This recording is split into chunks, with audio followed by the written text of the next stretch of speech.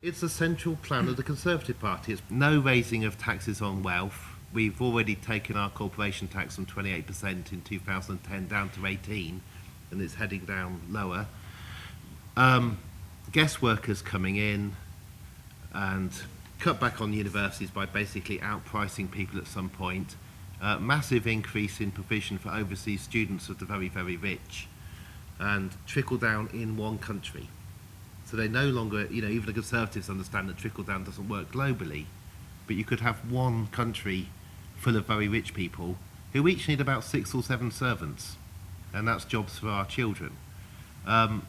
It is that, the worry is you can see how it's possible, which is why you have to fight against it. You can't just say to people, this is where we are currently heading. And they'll go, no, of course not, it'll all be okay. And you say to them, how are your kids going to manage to start a family? One definition of a servant from the past, it was the majority job of women in Britain 100 years ago, is you can't have children because you're living inside the house. The group in Oxford now who can't have children are young teachers because they can only rent rooms, so they actually are becoming servants again. So you can see the kind of creeping way. But how can you send half your young women to university? How can you become this literate? How can you have this much access to knowledge on the web and get away with it? Only 1 in 4 of the electorate voted Conservative last election, just in the most amazing geographical distribution that they actually won. But it's only 1 in 4 of people who are registered to vote. And there are loads of people not even registered to vote. But we are doing particularly badly at the moment compared to other rich countries. But doesn't capitalism fail to work even on its own terms with the way things are now? Because doesn't capitalism, in the model that it's evolved so far, doesn't that need money to go into the pockets of ordinary people more than it is managing to put it there at the moment? Isn't it collapsing even on its own terms? And isn't that why it could be a tipping point now? They can't actually make it work with taking more, like you said at the start. Part of the problem is, why on earth should I know? That's the kind of thing. The excuse of, we're going for a roller coaster of change. All our great-grandparents absolutely believed in religious truths, almost all of them. Right? My grandparents, there was no television. Suddenly this box appears.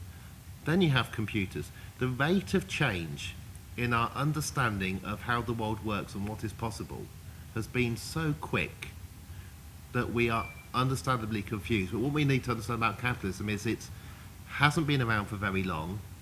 It is associated with massive turmoil. Right? As it spread out of Europe, it completely destroyed stable social systems everywhere else. When it destroyed the stable social systems everywhere else, that resulted in the worldwide population boom. Capitalism isn't a system, it's a transition.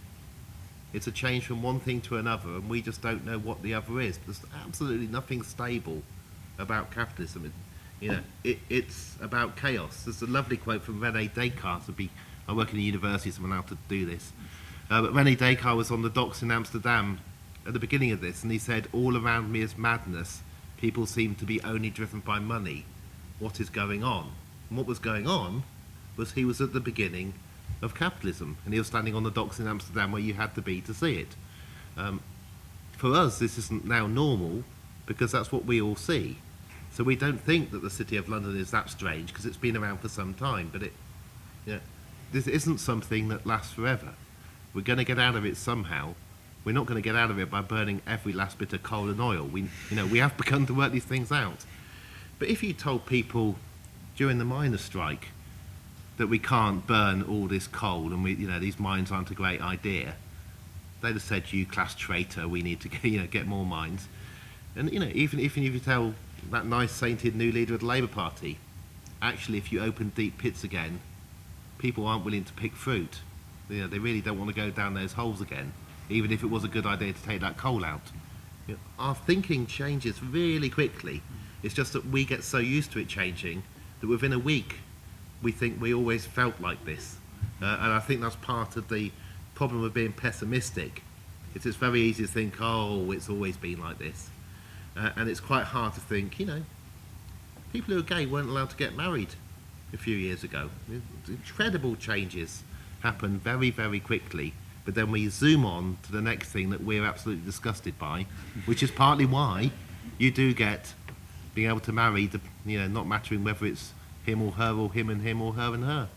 Standard revolutions are fast, but not all revolutions are fast.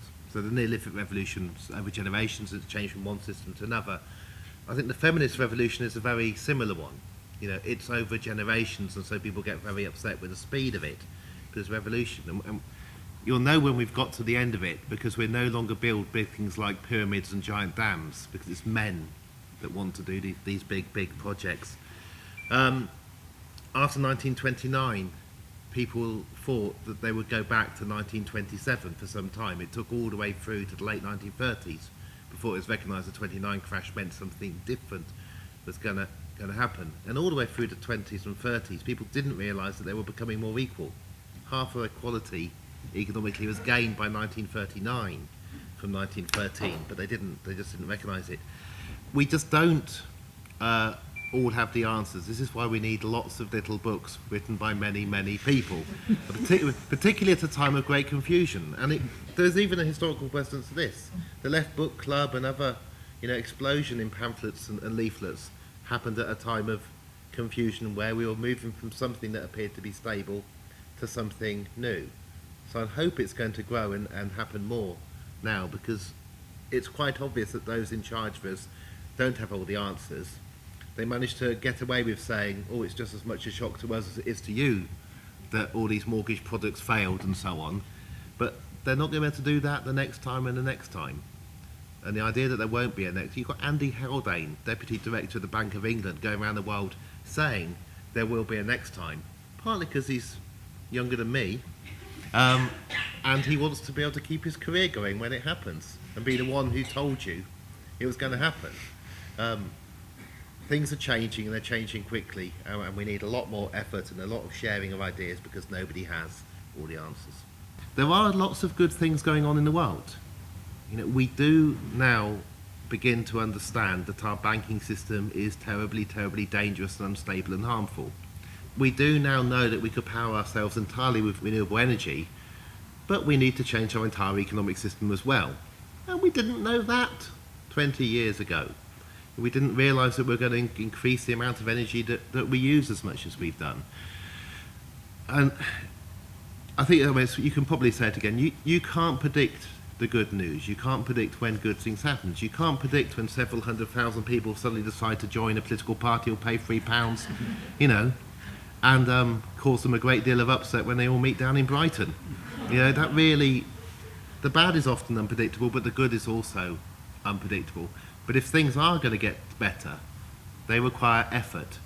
You can take every good thing that has ever happened in the world, from the semi-abolition of slavery through to creating centres of GPs working in health practices, and you can go back and find the original booklet or pamphlet which first suggested it.